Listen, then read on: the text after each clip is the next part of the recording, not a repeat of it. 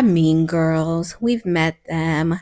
We've been manipulated by them. We've been deceived by them. We've been terrorized by them. We've been bullied by them. Okay. Hi, Bella Beauties. Welcome back to my channel. Happy New Year officially. This is the first official video of 2025. In today's video, we will talk about mean girls, specifically narcissistic female friends. Okay. See, a lot of the times when we think of the term narcissist, we usually refer to men in romantic relationships. I don't, because I've met way more female narcissists in friendships than males. Okay. There's so much content out there about narcissists, especially in romantic relationships. But think about it, guys. These narcissists that people talk about in romantic relationships, they have a life outside of a relationship. Okay. They have friends, they have colleagues, they have acquaintances, they have a network. So narcissists exist outside of romantic relationships. Today's video is specifically about female narcissists, okay? Because for some reason, we as society, we don't call them narcissists, we just call them mean girls. They're mean, they're fake, they're toxic, right? They're just mean. She's just a lot. I don't know, she just do too much. She's weird. We are scared of society to call female narcissists narcissists.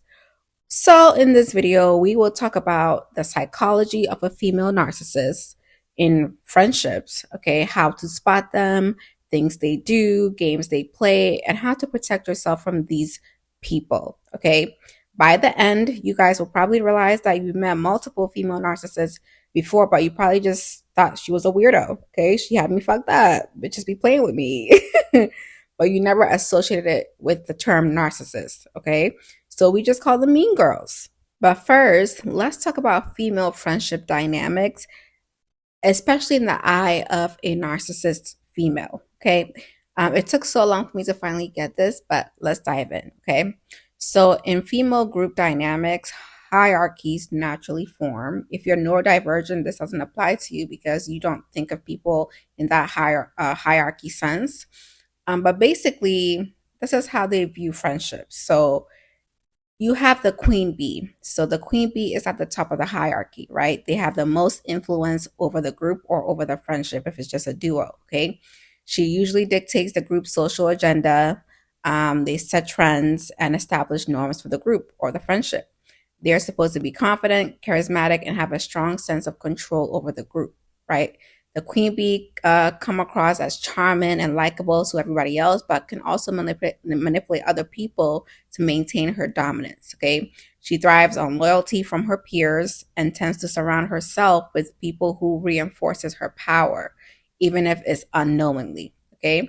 See, because of movies that we watch, we tend to think that the queen bee is automatically the best looking person, the prettiest girl, the most sexiest girl, whatever. It's not always true. Okay. Most of the time, the queen bee is usually the person who is the meanest person. Okay. The most evil person, the most toxic person is usually becomes the leader because everybody else is scared of her, or nobody wants to be caught in the crossfire of being embarrassed, of being smeared, of being ostracized. So the meanest, horrible person is usually the queen bee. Okay, it's not, because a lot of the times, a lot of the mean girls that I've met, most of them were not pretty, or were not prettier than me, or only one person was, one mean person was, but most of them is not because they were pretty. Okay, usually the most meanest person, the most manipulative, the scariest evil one, is usually the queen bee. Okay. A lot of times it has nothing to do with looks. They're usually the one that knows more people, so they're more socially connected. They have a bigger network. They're more extroverted. They know like promoters. They know who knows who. They know the parties, the hottest events. They get invited to the most important events. They're just more socially connected. So there's a lot of value that the queen bee brings. And that's usually why people allow them to be that way. That's usually why people tolerate them, okay? Because they need access to all of that. I mean, think of baddies, okay? The show Baddies. Natalie is not the prettiest on the show, okay? And she wasn't even the most popular on, or the best looking girl on Bad Girls Club, okay? But she knew people in Hollywood, right? She has a large social network. She knew celebrities. She still knows celebrities. She had important friends in important places, okay? And she used those connections to establish baddies, okay? And now she's the baddie CEO. So it's not always about looks. It's usually not about looks. It's about influence, social network, and the ability to manipulate and play power games with people. So the most beautiful does not equal the queen bee, okay? I mean, think of it. Scotty is prettier than Natalie. Scotty is sexier than Natalie. But Scotty is not the queen bee, okay? People align themselves with the queen bee not necessarily because they like her, but because they recognize the access and opportunities that she can provide. The queen bee's value lies in her ability to offer something others want, inclusion in her exclusive world. Okay. So even in the show Girlfriends, Tony, she had more of a social network. She was more extroverted. She was more manipulative. And that's why she viewed herself as the queen bee. And that's why the other girls tolerated her. Okay. Because she knows how to dress. She knew more men. She just had a high social network. Okay. So it's not about your beauty. Okay, you can be the most beautiful and not be the quote unquote queen bee. Okay, let's move on to the sidekick. Okay, the sidekick is the queen bee's closest ally. Okay, she often serves as the confidant and supporter. Okay, she acts as a second in command to the queen bee. Sidekicks are usually very loyal people. Their devotion to the queen bee can lead them to overlook their own needs, values, or even self respect in order to maintain the bond. So, a people pleaser. Okay. While the sidekick may enjoy a higher status within the group to this proximity, their dependence on the queen bee can leave them vulnerable if the relationship shifts. Okay. Sidekicks are usually manipulated by the queen bee to be in the role. So, I want you guys to have some empathy for the sidekicks because sidekicks are usually kind, empathetic people that are manipulated to be in that role by the queen bee. Okay. They are usually more empathetic, sweet, nice, caring people. Okay. Easy to manipulate their emotions. Okay. Sidekicks are often vulnerable in some type of way, right? And this vulnerability is precisely what makes them susceptible.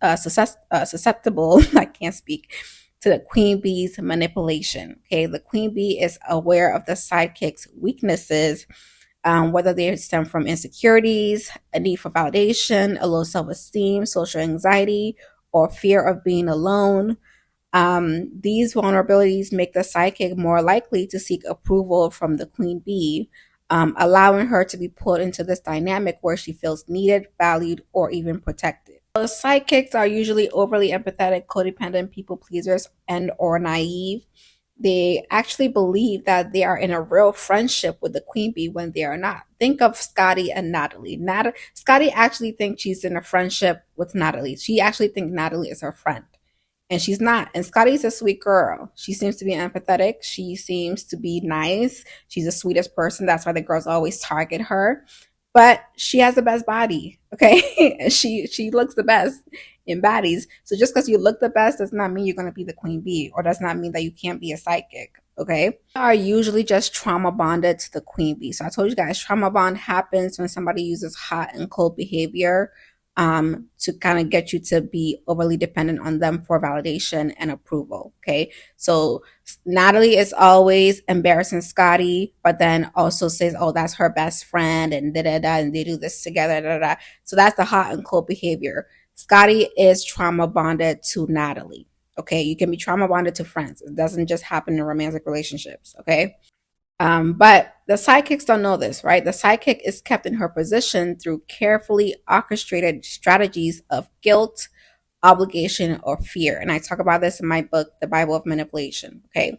The queen bee frequently employs guilt tripping narratives, sharing exaggerated sob stories, or presenting herself as a victim in need of unwavering support from the sidekick. Okay. So they use guilt, they play on the sidekick's empathy. Okay. And that's why the sidekick is there in that role, because they're manipulated to be in that role. Okay. So these emotional appeals exploit the sidekick's natural empathy, compelling her to stay out of a sense of duty or compassion. Okay. Generally believes that the queen bee needs her. Okay. So that's why I told you guys to be careful when people trauma dump on you, because they're trying to play on your empathy to use you, to put you in some type of role. Okay. They mistake the manipulation for vulnerability. Okay. The queen bee might frame their relationship as something sacred, right? But subtly implying that the psychic is irreplaceable while simultaneously reinforcing the idea that abandoning her will make the psychic disloyal or selfish. So, again, manipulating the psychic through guilt trip or just whatever. Um, so obligation is another tool in the queen bee's arsenal, right? They frame their relationship as one built on mutual dependence. The queen bee creates a sense of responsibility in the psychic to always be available, supportive, and loyal. Right. So, for example, this girl that I met, she said she has social anxiety, so she will beg me to go to places with her. But in her mind, she didn't view me as a friend. She viewed me as somebody that's just there to serve her, right? But I didn't go there because I thought, oh, she's the queen bee. I went there because I thought, oh, she needs my help. She has social anxiety. Do you see how they manipulate you?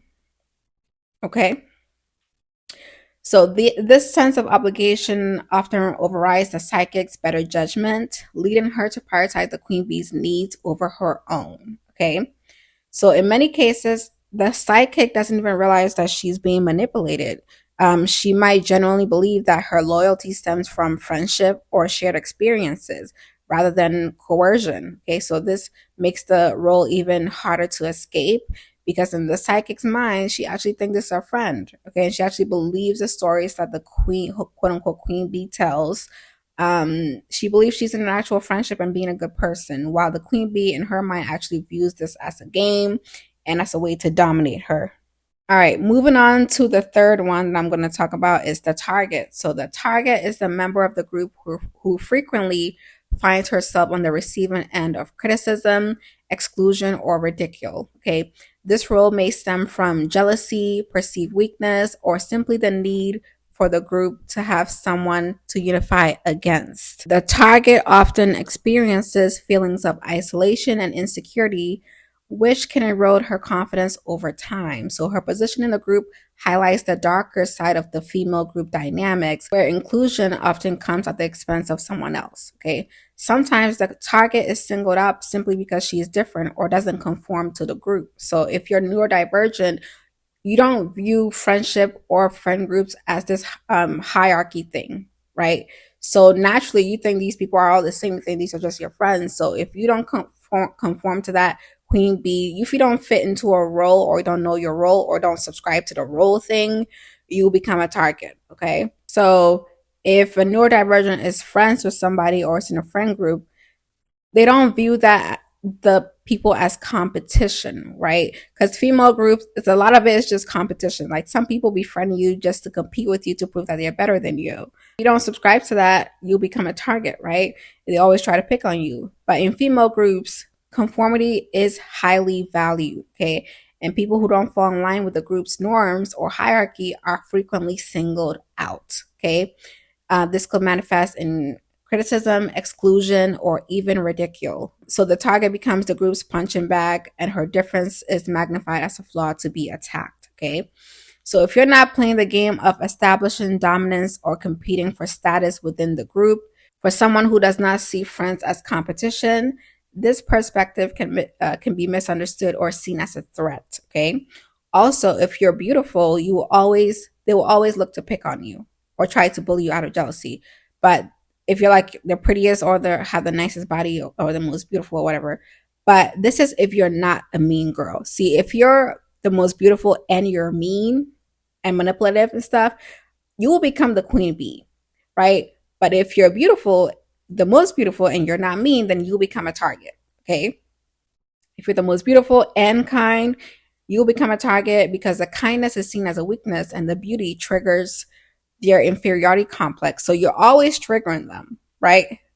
Just by you existing. Dynamic that place someone in the target role are rooted in underlying jealousy or competition. Women are often socialized to view one another as rivals for attention, affection, and approval. Okay. When someone in the group stands out, whether for their looks, success, personality, or other qualities, this can trigger feelings of envy from other people, especially people who feel insecure about their own place in the social hierarchy. Okay. The target becomes the object of this jealousy, and her every action or decision is scrutinized, often through a lens of criticism or ridicule. Okay. So those were just three archetypes of the female friend groups.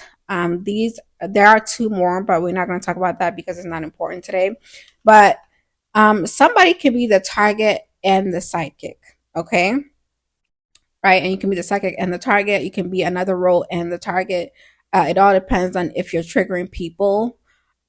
So yeah, we talk about some archetypes. So sometimes, guys, narcissistic female friends, they like, just because you're the psychic, quote unquote, does not mean like you're lesser than them or something. Sometimes they specifically seek you out because you're more beautiful than them, or you're more fashionable, or you're more popular, or you have a better personality, or you're just better than them in some type of way. They view you as higher than them, right? So they befriend you because of that, and they're only befriending you to kind of either tear you down or prove that you're not all that, or prove that, so that, or they are only befriending you so that they can compete and then beat you. Because narcissistic females, they view everything as competition. They're not coming to you for friendship.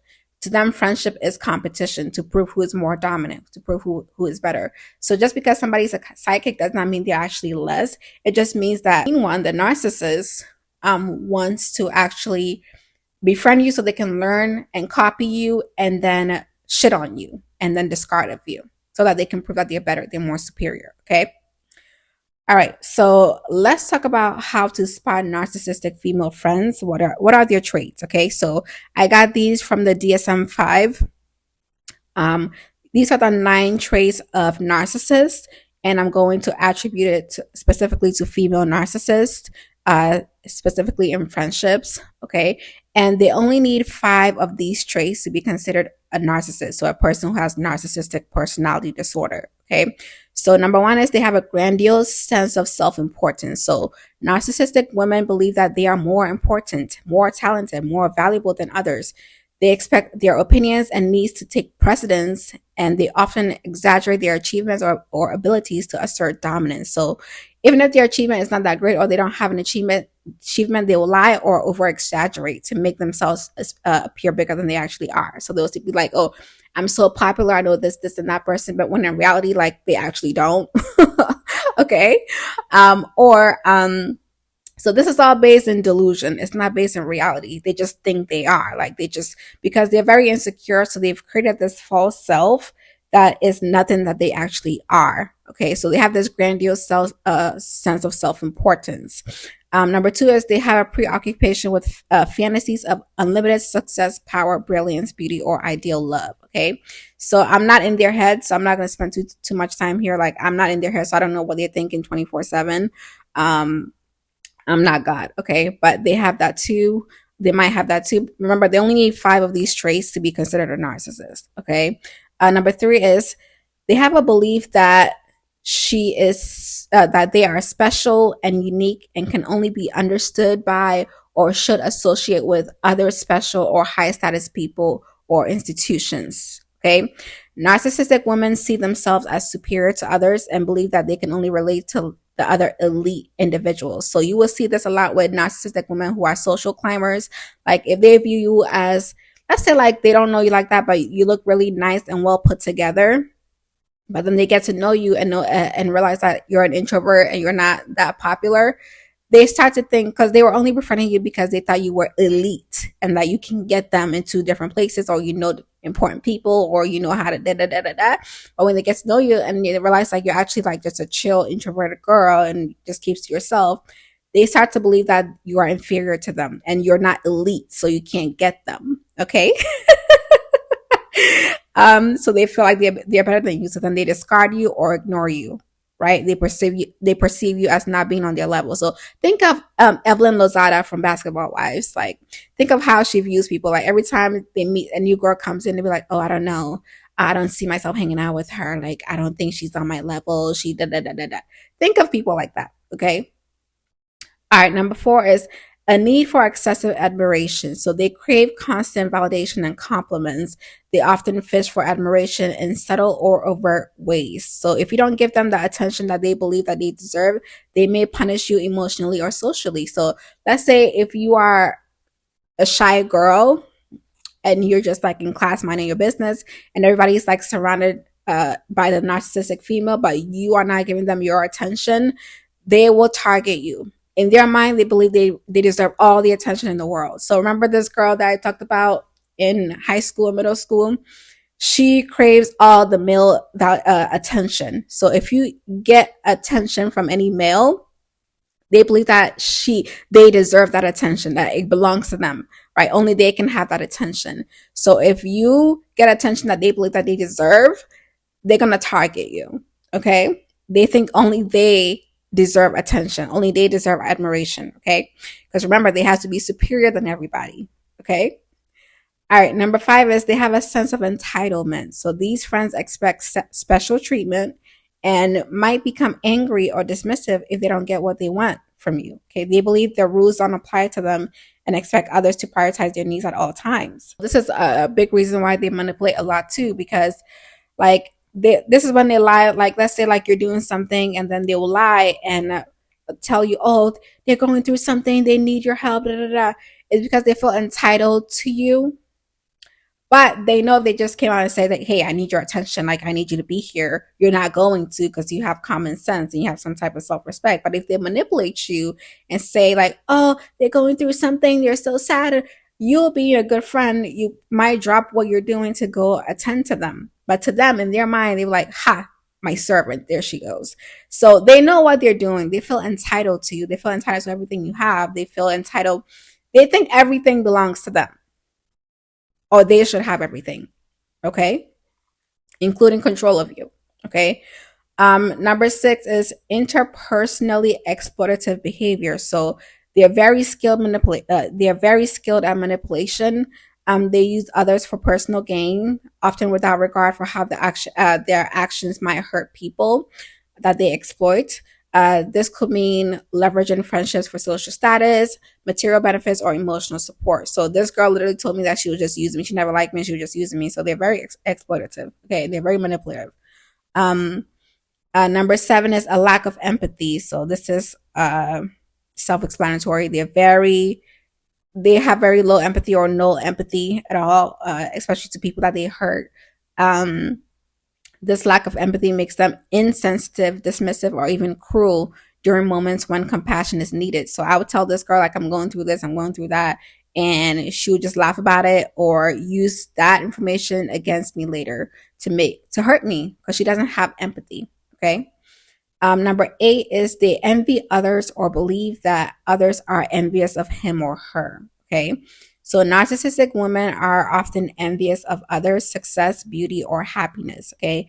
They might subtly undermine or criticize others to diminish their accomplishments. At the same time, they often assume other people are envious of them, reinforcing their inflated sense of self-importance. So this is just projection, because they're jealous of everybody.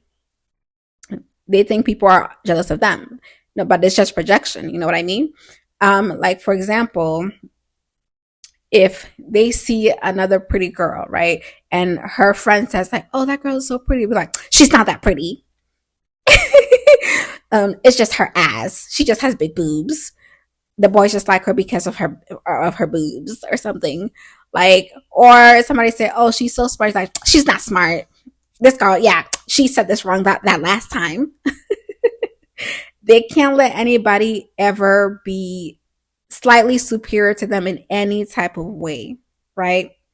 So they have this inflated sense of ego and they're jealous of everybody. They have pathological envy. So that means they're jealous of you for anything. Even if you're happy and they're miserable, they're jealous of you because you're happy, and they believe that people are jealous of them because they are jealous of other people. So they're projecting, one, and two, they have this grandiosity. They think they're the best. So if they're the best, and they think that, well, people are jealous of me because I'm the best.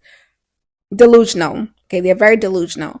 So think of example when Cleopatra and Ice Spice were fighting or whatever, and Cleopatra was telling her story, and basically Ice Spice told her like, "Oh, I think everybody's jealous of me. I think everybody's jealous of me." Da, da, da, da, da. That's narcissistic behavior. Okay, and that whole story, it just, to me, I think Ice Spice is a female narcissist. But that's just my opinion. I'm not asking y'all for your opinions. Okay.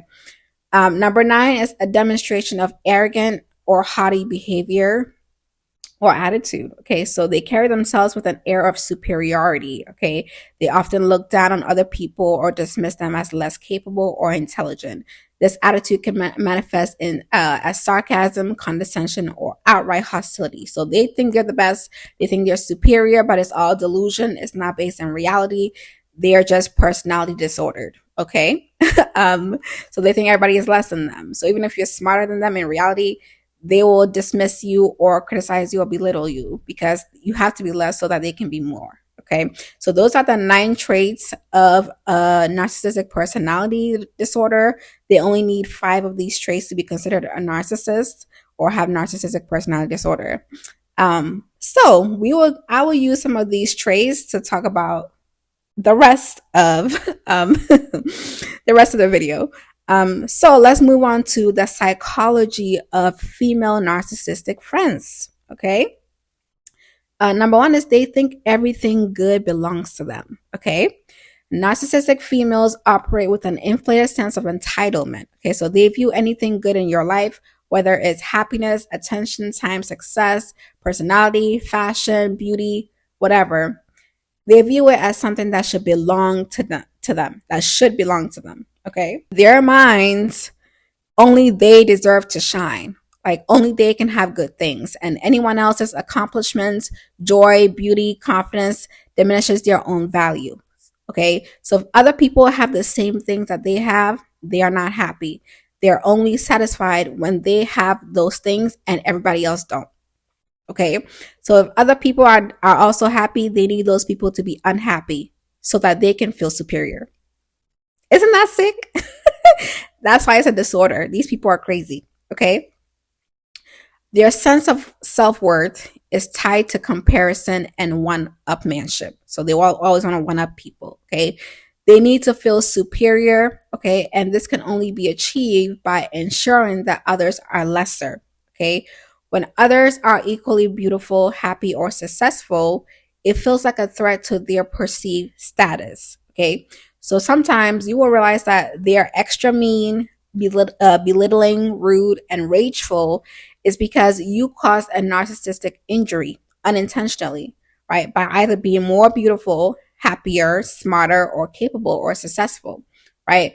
That causes a narcissistic injury. They can't be superior if you keep being all of that. So it causes them to lash out at you. Okay. So this narcissistic entitlement and need to feel superior is what causes them to lash out at you. So sometimes you guys can just be hanging out, whatever, and you're looking more beautiful that day, or you said something smarter, or you're happier that day, or whatever, and they'll just lash out at you out of nowhere, like out of rage, like or start criticizing you harshly, or insulting you more, or even just outright yelling at you to embarrass you and whatever. That's because you caused a narcissistic injury, because you're like just happy that day, and they're not. They feel like they're the only ones that deserve to be happy. Okay. And they belittle you and undermine you because of the qualities that you have, right? So it's not hard to look pretty. So they'll say things like, you're not that pretty, like your hair's messed up on that side. It's like anyone can look pretty, like you're not all that, right? That's an example. Also, if you cause a narcissistic injury, they might give you the silent treatment. So they might sulk or withdraw from you, or give you the cold shoulder as a way to punish you for making them feel inferior. So if you look good that day, they'll withdraw from you and then over time, this conditions you to always want to make yourself less. So you won't dress up anymore. You won't do your makeup as good. You won't talk to the boys. You will make yourself seem dumber so that they can feel superior. They're conditioning you. Okay. Also, if you cause a narcissistic injury, they might spread gossip about you, right? Because they want to damage your reputation so that they can look superior to you.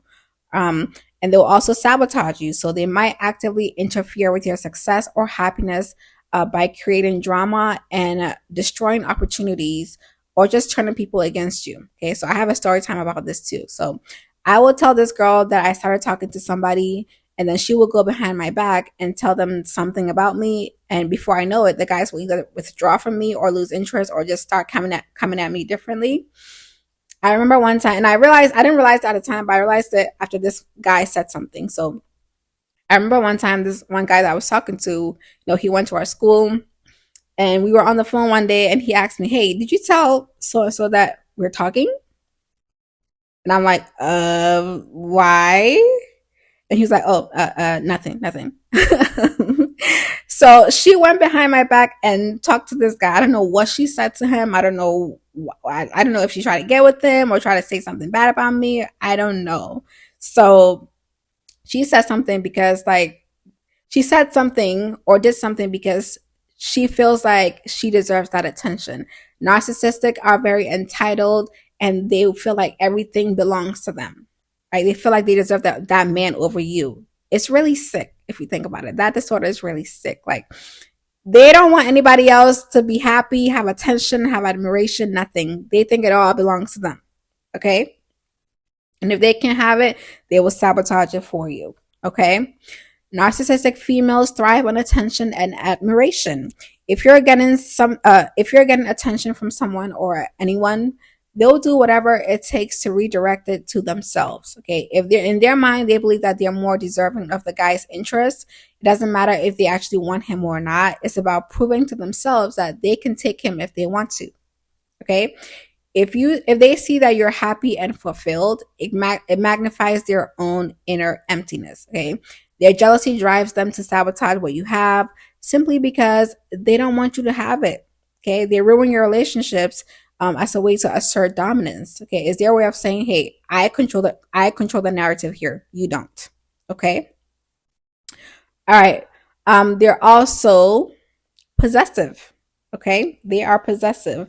It's part of their psychology. Okay, they do not view you as an actual person on your own. Like, if you're their friend, they do not view you as an actual person of your own. Okay, they view you as an extension of themselves. They view you as a token that they're collecting. Okay, they actually think you are their possession. Okay, that you belong to them. Okay, you are their toy that they can play with, use, discard, and then pick back up whenever they feel like it. Okay, they see you as, or they can see you as a trophy. Like, if you're really beautiful, sexy, popular, whatever, your beauty, your achievements, your popularity are things that they want to parade around as if they're their own accomplishments. So if they're around you, if you're prettier than them, they'll want to invite you to things, but they only invite you so that they can look good next to you because they're with you. But then they will be sabotaging you, trying to embarrass you the whole time because they want to feel superior to you. But they have you around as a trophy to bring, to like take with you. Okay. So just like how narcissistic men or just men in general use beautiful women as trophies, narcissistic friends do the same thing. Okay. Or if they don't see you as a trophy, they can see you as a puppet. So they want to control your actions, your relationships, or even your emotions. They feel entitled to dictate how you live your life because they view you as quote unquote theirs. These people are sick. Okay. They don't value you as a person. They value what you can do for them, whether it's making them look good, boosting their ego, or being a source of constant attention. Okay. These people need attention. They need admiration. They need a bunch of stuff. They are going to drain you. Okay. So here's some signs that your narcissistic friend is possessive. Is she don't respect your boundaries. Okay. She feels entitled to your time, your attention, and your energy. That's why I made the Glow Getter Guide, because you need to write down what your boundaries are. You need to have boundaries about your time, your emotional boundaries. So this could be part of your energy and your attention. You need to have boundaries about your physical boundaries, just everything. You need boundaries because that's what repels these type of people. Okay, they don't respect your boundaries. If you try to set boundaries, they might guilt trip and punish you. Okay. They're also possessive if they're jealous over your other relationships. So they don't like that you spend time with other friends or loved ones. Okay. They might accuse you of neglecting them or even try to sabotage your other relationships. Okay. This girl actually told me that she wants my life to revolve around her because I never gave psychic. Like, she would try to psychic me, and it's like, babes, I'm that bitch. Like, do you see me? You know what I'm saying? But because I'm kind, she thought she could easily dominate me. And it's like, it wasn't working because I'm sorry, but the men want me. The girls want to be like me. Like, it just never gave psychic. So she will always lash out at me because I always trigger her. Like, she's trying to psychic me, and babe, it's just never gonna give that. Okay. So she actually had to tell me out of her mouth that, hey, I want your life to revolve around me. And I laughed in her fucking face. Like, what do you mean?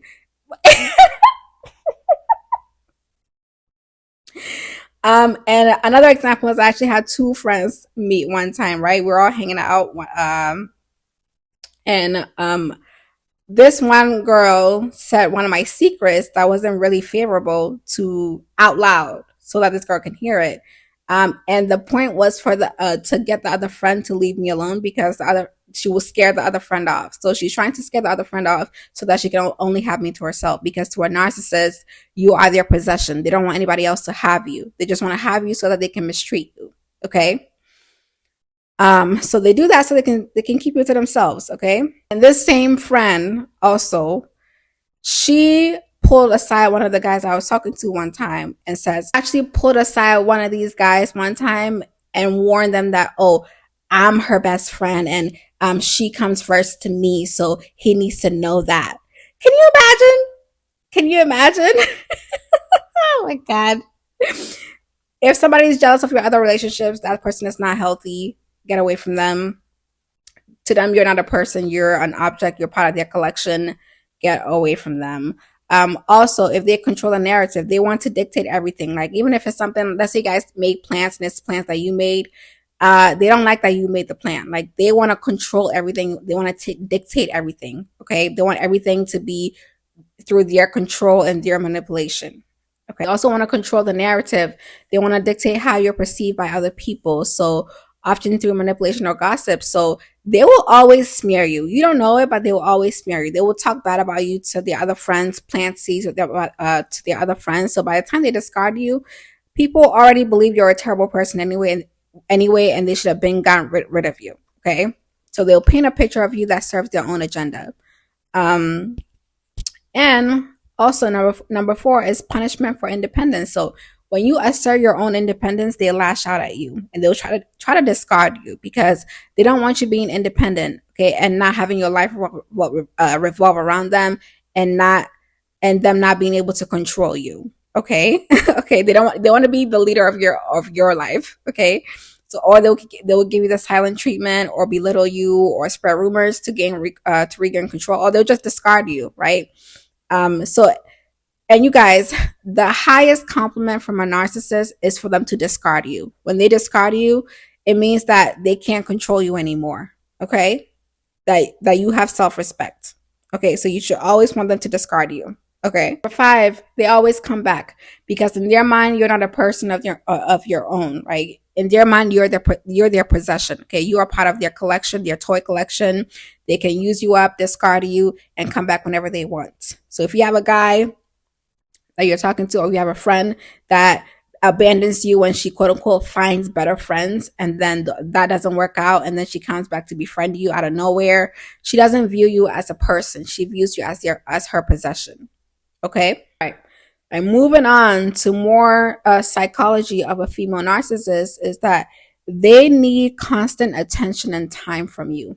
And this drains your energy. So remember, they have to be superior. They're very insecure, right? Their real self is very insecure. So in order for them to have ego boost, they need to eat up attention from you. So I told you guys in one of my older videos is that this girl literally got jealous because I was talking to my cousin. So she said that what did she say? Something about I need to be I'm not paying enough attention to her. She literally needs my attention in order for her to be any type of confident. Narcissists are very fragile with your ego. So if you don't give them attention or time or whatever, they start to hate you. Okay. They start to hate you. So they will drain you. Okay. They are nosy about your life, but they always keep theirs a secret. So you will realize at the end of a narcissistic friendship is that you don't really know this girl like that. Like, you don't really know a lot about her. She keeps a lot of her stuff secret. It's because, one, she's playing you and playing other people too. And two, like, they get information from you so that they can better manipulate and control you and better abuse you. So if they give that same information to you, they feel like you would do it too. See, this is how toxic people work. They know how they are and they know what they do with information. So if they feel like, well, I'm doing this to her, then I'm not going to give her my information because she can do the same thing to me too. That's how their minds work. So if you have somebody, if you have a friend that's always prying into your personal business, that want to know your personal business, that ask probing questions, but they always keep their personal life very, vague, or they don't tell you. They're fishing for information so that they can better manipulate you. Okay. And they stay guarded so that they can have a sense of superiority or power. Okay.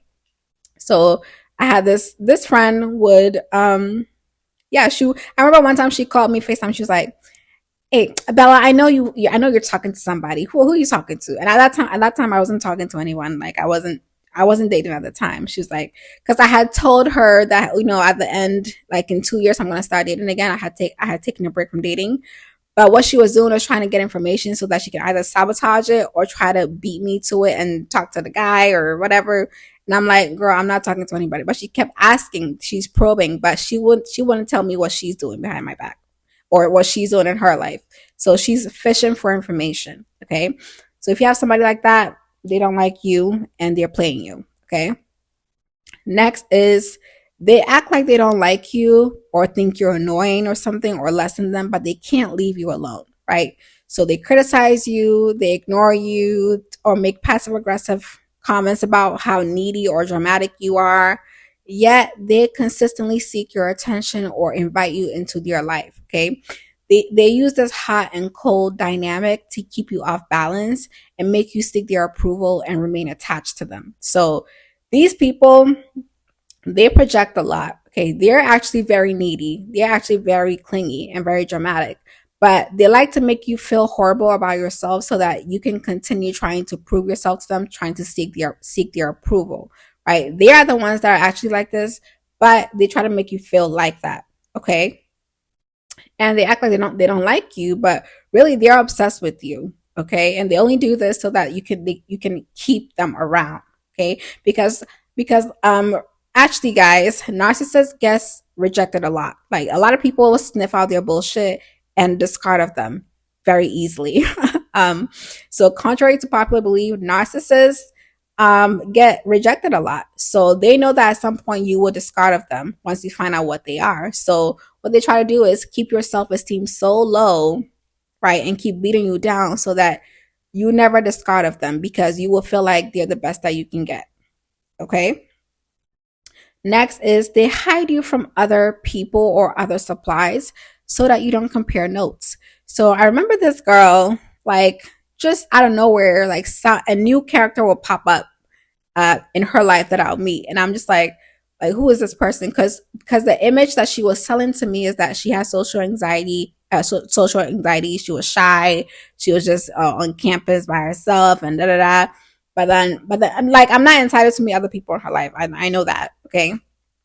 But the image that she was selling to me was a totally different image. So, like, what she would do is, quote unquote, befriend other people and keep them or hide them from me so that you can't compare notes. So I don't know if she was doing the same thing to other people or if it was just me. So that because if we ever met at some point, like, we might compare notes. Like, did she do this to you? Da, da, da, da. So narcissists keep their supplies separate so that you can't compare notes and figure out what she is or what she's doing. So they play people against each other. Okay.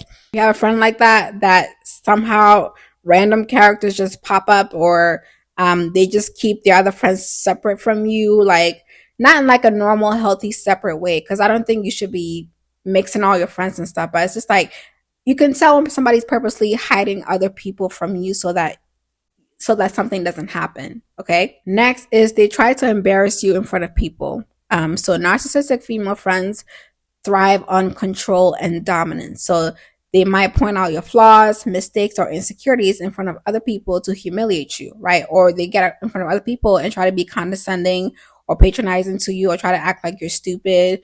This could be disguised as a joke or teasing so that they can deny that their intent, so that they can deny their intentions when they're called out. Okay. So embarrassing you shifts their attention away from their own insecurities and it makes them appear superior in group dynamics. Okay. You will feel ashamed and self-conscious and question your own worth while they look superior and confident. Okay. So they do this on purpose. So like I told you guys, narcissistic females are very insecure. That's why they create this false self that appears arrogant and whatever. Okay. And they can only be that way if somebody else looks small next to them. It's very weird. They can only feel superior and look superior if they break somebody else down. Okay. So that by comparison, they look better next to you. Okay. So see how they can't just be confident by themselves. They always have to bring somebody else down in order to look confident. That's that's insecurity. Okay. But narcissistic friends do this all the time. They're not confident on their own. They're very insecure. That's why they need to break somebody down or embarrass somebody or just smear somebody else in order to look better in comparison. They can only feel superior in comparison, not by themselves. Okay. Next is they belittle you, undermine you, and gaslight you. Okay, so they put you down a lot. They dismiss your accomplishments. They never compliment you, or twist your words to make you question your reality. For example, this girl will literally try to deny gaslight my own reality. Like, for example, like I said, like, oh, like, in high school I was doing this activity, blah blah. She'll be like, no, you didn't. How the hell I didn't? You didn't go to high school with me. Like, are you crazy? Like, they will literally try to deny you your reality. Like, oh, that didn't happen. Oh, no way. Like, no, you didn't. Ma'am, you weren't there. You were not there. What are you talking about? So they'll literally try to gaslight you about your own life to make you feel like you're less than. Okay? Especially if you're a beautiful girl or very smart, popular, or just you have something good going for yourself, or you're very kind and empathetic. They're very jealous of you. That's why they always belittle you. Okay? Narcissists have pathological envy. They're jealous of you for anything. And they feel entitled to all the good things that you have. They feel entitled to your personality, your beauty, your looks, your attention, whatever. Okay? Next is they smear you long before they discard you. Okay? Narcissists usually smear you the day they meet you. like they smear you early on because they have to plant those seeds because they know that eventually you will discard of them. Like I said, narcissists get discarded all the time because people figure out their bullshit and leave them alone. So they know that eventually you will discard of them. So if they plant those seeds about you to other people, then by the time they discard you, people will feel like, okay, good, yes, you finally got rid of that friend. She was this, she was that. I'm so glad you got rid of her. Like, she was toxic. They've been smearing you. So by the time that they discard of you, nobody's going to believe your side of the story. They're gonna believe that you're the horrible person. Okay, so pay attention to when you guys are friends with somebody. Pay attention to how people that they know treat you or look at you or think about you. Okay, they've been smeared. They smear you early. Okay, or like if you are at an event or hang out with your other friends, and then they keep giving them and their friend keeps like looking at each other. Like when you say something, they look at each other, give each other a look or something. They've been smearing you, baby. They don't like you. Okay, and they do this on purpose. All right. Next is they become obsessed with you. Okay, a narcissistic female friend can cross the line from admiration or jealousy into outright obsession. Okay. This obsession stems from their deep insecurities and their desire to control and dominate you. Okay. You're not just a friend. Okay. You are a source of their validation, a competitor to crush, or a reflection of their own perceived inadequacies. Okay. So, especially if you're beautiful, more beautiful, or you're doing better. Maybe you have a significant other and they don't, or you have more career success, or you're more popular, or you have a better personality or something. They're very jealous of you and they want to become you. So they become very obsessed with you. Like I said, the queen bee, the narcissist, does not mean that they're the best looking one. Doesn't mean that they have the best things going on in their life. They're just mean. That's it. They're just mean, controlling, and manipulative. That's what makes them that. Okay. So, what does their obsession look like? So, if they constantly monitor you, so I have this girl literally watching my Instagram to see, oh, who's that guy that just followed you? Oh, who's that? Who's this girl that keep commenting? Like they monitor you a lot, or they call you randomly to see, oh, where are you? Who are you with? Da, da, da. They stalk you all the time, and like they just probe into your life. Um, they're constantly monitoring you. They're obsessed with you. Okay. Two is they copy everything about you. So your style, your personality, your hobbies. And while they're copying you, they're also trashing you. So like you could say something like, oh, I love Nicki Minaj. And then they'll be like, oh, Nicki Minaj is stupid. She's da da da. She's that. Her music is for kids. Da da da. Like you could just say something like that, and then the next day you will see them listening to Nicki Minaj. This actually happened to me.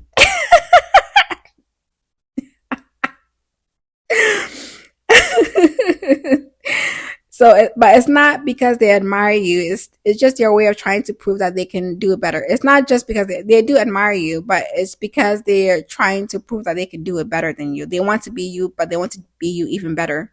Okay. Three is their possessiveness. So I told you guys they become possessive of you. Okay. They don't want anyone else to have access to you and might become jealous or hostile if you spend time with other people. Okay. Four is they sabotage you. So, like I said, I already said this already, but they'll sabotage you, spread rumors, ruin your relationships, all that stuff. Five is compulsive comparisons. They're always comparing themselves to you. Always, they're always comparing themselves to you, and they'll probably never tell you. Sometimes they will, sometimes they won't. But they're always comparing themselves to you every day, right? So they compare everything. They compare and compete with you over everything: your looks, your achievements, your relationships, and your popularity. Okay. Always comparing themselves to you because they're always competing. Okay. Number six is boundary violations. So they don't respect your personal space, your privacy. They might go through your belongings, ask you personal questions, or dig into your past to find something to use against you. So this is why you see people, friends that try to befriend your friends because they want to find information about you so that they can use it against you. They're jealous of you and they're competing with you. Okay, they're obsessed with you.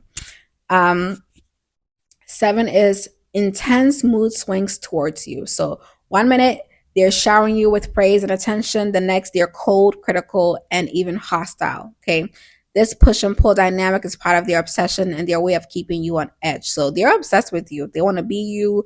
They might even have a little lesbian crush on you. Like these people are weird. I'm telling you, they are weird. Like they are weird.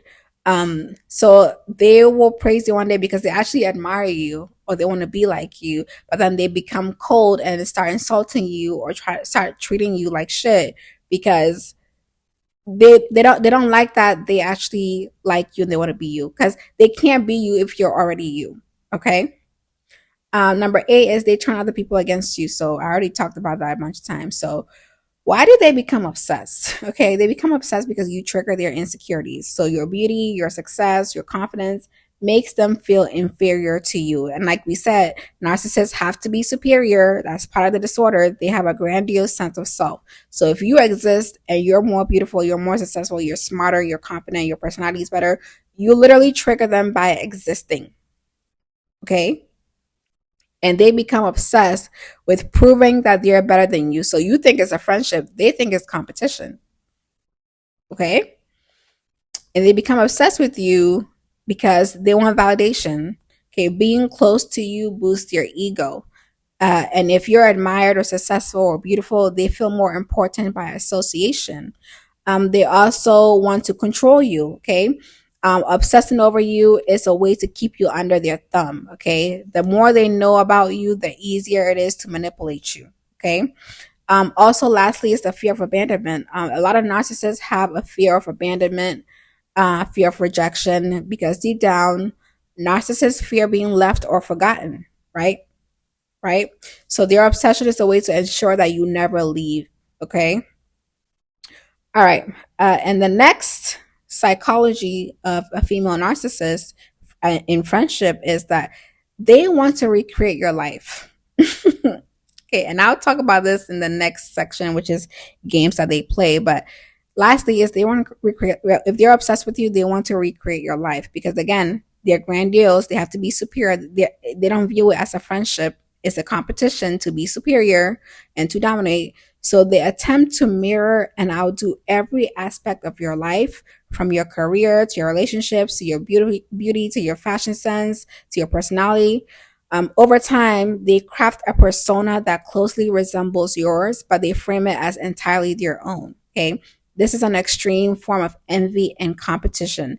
They want to become you while erasing your uniqueness. Okay. This can feel suffocating and invalidate your individuality. So, I told you guys this Phyllis girl, she is now me 2.0. Okay. But let's move on to the next section of this video, which is games that they play. Narcissistic female friends play games. Okay. It's dominance games, it's power games, it's boundary testing games. Just like how men and narcissistic men, when you're dating them, when you're talking to them, they play little games to manipulate you and stuff like that. Okay. So the first game is the secret competition. So, guys, with female narcissists and mean girls, everything is a competition because remember, they have a grandiose sense of self importance and an attitude of superiority. Okay, so in their delusional minds, they've created a world where they are the best. Okay, they truly think that they are the best at everything. They think they are or should be the most beautiful, the most talented, smartest, most sociable, most desired by men. Okay. So in order for that grandiose delusion to work, you have to be less than them or inferior. Okay. So if they sense that you are in any way superior in any category, they have to beat you at it. Okay. That's why they start these little secret competitions. So when they see someone excelling in any category, it threatens their delusional world because reality does not match that grandiose delusions. Okay. So everything is a game for them to win. Okay. And it'll be the craziest, most mundane thing that they'll compete about. Okay. So they create a competition by comparing themselves to you without your knowledge and striving to beat you in some type of way, right? If they sense that you're superior in any area, they'll try to outdo you or tear you down. Okay. So by highlighting their own skills or dismissing your accomplishments as unimportant when you're praised. So for example, one of my old friends, when we will be in a group of people or meet new people, when somebody will compliment my looks, she will immediately shut it down, like this girl, and then she will smirk, like yeah, right, she's da da da da. Try to say something embarrassing for the other person to view me in a bad way, right? To try to embarrass me. So in their world, you have to be small so that they can be big. They can only be superior in comparison, right? Um, they also engage in copycat behavior. Okay. So they mimic your style, your achievements, or personality to claim the spotlight as their own. Okay. But it's not just those things. They will compete with you and copy the most weirdest things. Okay. All right. Story time. So in college, this friend that I had at this time, I was commuting to campus. Okay. My first 2 years of college, I lived on campus. The second 2 years, I commuted. I was driving to school. Okay. So I was living off campus and driving to campus whenever I had class. So I wasn't really that into the social life and with my last 2 years because I just did not have the time. I was working and then I had internships and then I had work. Okay. So I was a busy girl. So I didn't realize she thought I was never really told her about like my dating life or just like guys I talked to and my romantic relationships and stuff like that. So I didn't realize like she thought that I was inexperienced or something, or she had just boxed me into this category to feed her narcissistic delusions. So narcissists like to do this thing where like because they want to feel superior to you, they just view you as like less. Like they feel like you're nothing like them. You've never done this. Like they really feel like your life does not exist apart from them, right? They feel like they're more superior to you in every way. Okay.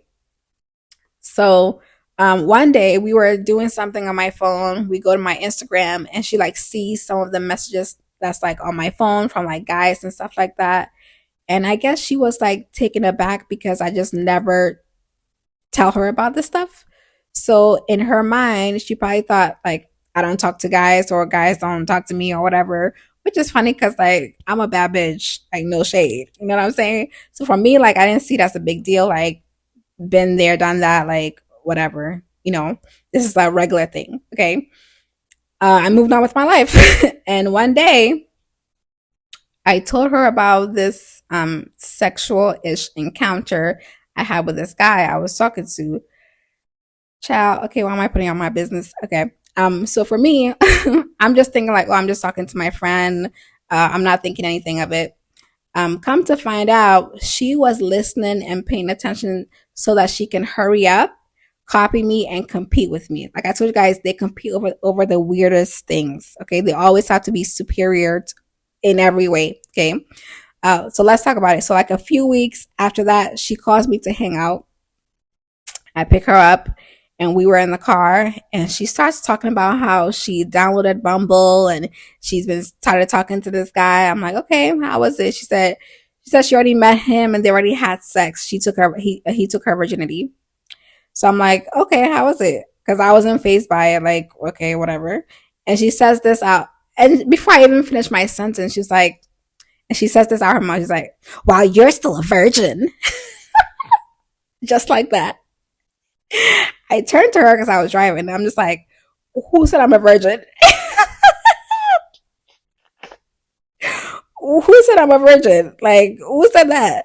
I'm laughing at her because, like, girl, what? And I wasn't a virgin. I guess I just never told her and she just assumed. So what she was trying to do was beat me to it. Like she thought like I was a virgin. So if she went and just lost her virginity to some loser off the apps, that she will beat me to it and she will be superior to me in that way. These people are sick. They will compete over the weirdest things. Okay. So her assumption that I was inexperienced allowed her to cast herself as superior to me. When confronted with evidence to the contrary, her grandiose self-image was threatened. Okay. I guess she didn't know how many guys wanted me because I just never talk about it. Like, this is regular for me. Like, I'm a bad bitch. You know what I mean? And she needed to reassert her dominance. Okay. So the idea of me having experiences that she hadn't had yet created internal discomfort for her. Okay, so to level the playing field, she rushed to have her own sexual encounters, attempting to claim the upper hand. Okay, and guys, she just started to fill her time dating multiple guys, being reckless, I guess to beat me, to prove that she has more experience than me, or to prove that guys just want her to. I don't know. She was weird, but nothing that narcissists do makes sense. So it is what it is. Okay. Um, Also, another game that they play is their arrogant behaviors and attitudes. Okay, so they carry themselves with an air of superiority, which is all delusional. Okay, but I'm gonna give you guys an example. Okay, so I've seen this with multiple female narcissists. They create images of superiority and admiration. Okay, so here's what I mean. Narcissists are actually very insecure. Okay, their real selves are very insecure, so they create this false self to feel better about themselves. Okay, and they will do everything and manipulate their surroundings to make that delusion a reality. Okay, so even if it's not true, they will manipulate things to make their delusions come true. Okay, or look true. Okay, so a pattern that I noticed is that they like to walk ahead of you or position themselves as superior. Let me tell you guys what I mean. So, you guys could be walking together normally, you're walking somewhere, you guys are talking normally, and then when you are about to reach other people or that y'all know, or just like walking in general or whatever, They like to slightly start walking fast ahead of you to assert dominance. So it's to create the image that you are their follower, like you are their sidekick, like you're just chasing after them and they don't even regard you, like you're just their tag along, even if it's not true in reality. Like, so by walking ahead, they aim to convey several unspoken messages. So the first one is dominance, right? This act symbolically places them in a position of control and suggests that they lead while you follow. Okay. Number two is superiority. It implies that they are the center of attention or more significant person in the interaction. Okay. Number three is dismissiveness. So this portrays you as their tag along or as someone less important, someone who is chasing after them rather than somebody that's, walking as their equal. Okay. So when other people see this, or other people that we know or see this, whatever, it makes me look like her tag along when a few minutes ago we were walking together normally. Do you see the games they play? These people are crazy. Okay. You can also see this in another form of this is called power play posturing. I talk about this in the Bible of manipulation. So this is like, for example, you guys are taking a picture, everybody's standing normally. Then as soon as a person pressed the button to take the picture, they lean forward over you to assert that dominance, to seem like they're the queen bee and you are inferior. And I'll put a picture of Ice Spice and Cleo here to tell you to show you what I'm talking about. So actually at this basketball game, Cleo said that she had no idea that this was part of Ice Spice's like PR thing. So she had no idea that this was gonna happen. So as soon as the camera came, Ice Spice already knew what was happening. So look how she postured, like look how she positions herself, and it's to make Cleo looks like her tag along, like her sidekick. Mean girls, narcissistic female friends, pay attention to these things, okay? So this behavior is an attempt to shape how others perceive the relationship. The narcissist wants to project an image of being admired, sought after, or in control, even if it's far from reality, okay? Also, another arrogant behavior, another game they play is that I noticed that they do things to make you question your self-worth. So for example, this friend, when we will go to events together and it will be people that she mostly knew. So sometimes she'll meet people that I know, sometimes I'll meet people that she knows. She wouldn't really make an effort to introduce me to them. So mind you, she will beg me to come with her to these events that she has social anxiety and she needs there. Then I'm better at conversation and stuff like that, and da da da. And she will guilt trip me that I'm abandoning her if I don't go with her because she has social anxiety and blah blah blah. So then I will feel like I'm a bad friend if I don't go with her. I'm like, okay, she has nobody to go with her, blah blah blah. Let me just go, right?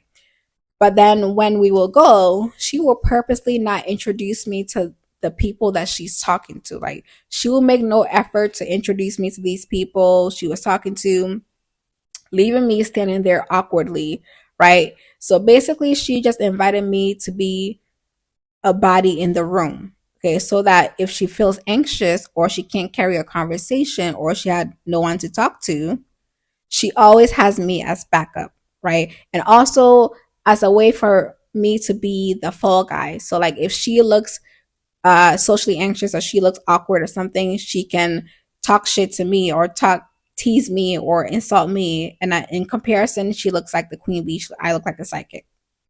Okay. And she will move through the room fast, right? She'll move fast. I didn't know she'd be walking this fast. It's like, hey, we just at an event. Like, just, I don't know these people. And she's not introducing me. So it's very awkward. So she'll move through the room fast, saying hi to people shortly that she barely knew and not introduce me. So she'll move ahead with no regards to, no regards, about me. And then I'll just stand there awkwardly, not knowing anyone that she's talking to, and she'll be gone. And I have to hurry up and follow her because like, I don't know these people. I don't know what's going on. So it's making me look crazy out here. Like she's making me look like I'm just an unimportant nobody that just follows her around. She did this on purpose because one time I caught her out on her behavior and it stopped. So she knew exactly what she was doing. Okay, they always know what they're doing. Okay, and this was done to make me feel insignificant, make me feel isolated, make me feel unwanted, make me feel like I'm just her number two and she's number one. But when it came to my friends and my network and inviting her to stuff, I will always introduce her, try to get her to connect with my people and have fun. That's it. Because I viewed it, I thought she was my friend. She viewed me as a competition. Okay. So by isolating me in these social settings, she maintained control over the dynamic. In her mind, if I was introduced to other people and made connections, I would outshine her. Okay. So isolating me ensures dependency, and position herself as the gatekeeper, and also reduce the threat of me making my own connections with these people. Okay, and to look better in comparison to me, which is crazy because girl, like I'm no shade, but I'm more beautiful. I dress better. I have more, attention from guys. It's just like they find people that they're jealous of and then try to break you into a sidekick role. Like, girl, it just never gave that. Okay. So narcissists often create a false sense of superiority to protect themselves from feelings of inadequacy. So in this case, she likely felt threatened by the possibility of me gaining attention or admiration from other people because I have a great personality. Okay, so by failing to introduce me or attempting to diminish my presence and uphold her illusion of being the more important person, and superior to me, that way she can keep her weird false self as superior to me. Okay. So this tactic is meant to erode my confidence, make me feel less than, make me feel less likely to assert myself or challenge her dominance. When narcissistic women bring someone else to a social event, they view the situation as a performance in which they must remain the star. Okay, so your presence threatens to divert attention away from them, so they ensure that you remain sidelined. Okay, can manifest in behaviors like ignoring you, refusing to introduce you, or even trying to discredit you or embarrass you, or like for example in this case, trying to make me chase after her. Like, girl, what? So they literally set up scenarios that prove that they are superior to you or try to prove that they are superior to you. Like they will set up these scenarios on purpose to beat you, uh and for people to choose them. Okay. So for example, they will invite you to something, right? And before you get there, they tell your personal business to these other people that are also going to be at the event. Okay. Or they tell lies about you, horrible things about you to make you seem undesirable to those people. This is called preemptive slander. So, and I talk about this in my book, The Bible of Manipulation. Okay. Check it out on Amazon. Okay. But they do this to skew a perception of you towards negative. So when you go to this event and meet these people, those people are either ignore you, give you dirty looks, or refuse to engage with you, or they feel comfortable enough to disrespect you based on what your friends has said about you. Okay. And narcissists do this thing where they like to tell people you did something to them that they actually did to you, right? So that if you ever bring it up, people will feel like you're lying because she already said that, right? Also, the reason why this works is that they have mastered how to smear campaign, right? Basically, if they want people to think you are a hoe, for example, okay, they're gonna say like, "Oh yeah, my friend." They're not gonna say, "Oh, my friend, yeah, she's a hoe." Da, da, da, da. No, because that makes them look bad, right? Because why are you talking shit about your friend, right? No, they're not gonna do that. So they'll say something like, "Oh, I love my friend. Like, I think she's a good friend, right? Blah blah blah. I just worry about her. I just worry about her, like her mental state. I mean, her dad wasn't in her life, so like she tries to like find love in all the wrong places and stuff like that. I mean, I tell her to slow down with all these guys, but she just always like I feel like she feels like she needs to fill a void. So I try to tell her to slow down, but it's like she's just kind of reckless, like." And I'm not her mother or something, so I can't really stop her from doing anything. You know what I mean? I just wish she would slow down because I just don't want her to get hurt. See, now that is very different from like saying like, "Oh, my friend's a hoe," right? because it sends the message that, like, it makes her look like a concerned friend. Like, oh, you just drain her so much and you're just so reckless, then she just can't take it anymore. And she just has to vent to her friends about you. And you're just this hoe that's just going around just stressing her out. Okay. So then when you arrive to this event or this hangout, right, the girls are ignoring you because and giving you dirty looks because they think you're some trash hoe, right? And they think you're probably going to take their man or try to get all the guy's attention or something. Then the guys will come at you disrespectfully because they think you're a hoe, right? So now you will be at this event and feel isolated, demeaned, and unwanted, okay? And by comparison to you, your friend looks like an angel, so in your friend's mind, she won the competition because those people chose her. Do you see how they set up scenarios that prove that they are superior to you? These people are sick. They are sick. Okay. So by making you look undesirable or problematic, they position themselves as the more likable, respectable person in the friendship, right? And they do this because they thrive on comparison. They need to feel better than others to maintain their fragile self esteem. If others see you negatively, they automatically look better by comparison. And like I said, they will only look better by comparison. By themselves, they don't think they're that great. Okay. That's why they need to break down people in order to feel better about themselves. Okay. Also, I want to talk about pop culture for a second. I see this queen bee psychic target dynamic a lot in pop culture. Like we already talked about Natalie and Scotty. Scotty is trauma bonded to Natalie. Natalie, I think, is a narcissist. And she's just playing her. She's very jealous of Scotty. Like I told you guys, Queen Bee does not mean the best looking or the best personality or whatever. It just means you're mean and manipulative and controlling. Okay, and you just have better network and just know how to play power games. Okay, you can tell Natalie is very jealous of Scotty, and tries to just disrespect her, bully her. She even put her hands on Scotty multiple times. But Scotty is so trauma bonded to her and is just manipulated to be in that role that she can't see it. Okay. Also, Megan and her friend, what's her friend name? Kelsey, Queen Bee and Sidekick. Um, Kelsey has said multiple times that she felt really bad for Megan because, her family died and she felt like she had to be in that role to help her out. But in Megan's mind, that's her sidekick. Okay, and this is not me bashing Megan, so please do not, Megan Warriors, please do not come into this comments doing whatever. Okay. But like I said, sidekicks are usually manipulated to be in that role. Okay. Also, Nicki Minaj, and I love Nicki, so Barbs, do not come in my comments complaining. She also has this queen bee energy where she needs people to be lesser than her in order for her to feel superior. Although I think she is the best female rapper, I think she actually is one of the best rappers alive. She's super beautiful and all this stuff, but she likes to have people be inferior to her so that she could be superior, even though she doesn't need to do that. Like, look at how I was watching this live of when she first brought Bia on Instagram Live when they first introduced their collaboration called A Whole Lot of Money Remix. And you can just tell the way she was touching Bia, the way she was trying to dominate her. So power posturing, okay? That's in the book, The Bible of Manipulation. It's just to make Bia look like the newbie, the psychic.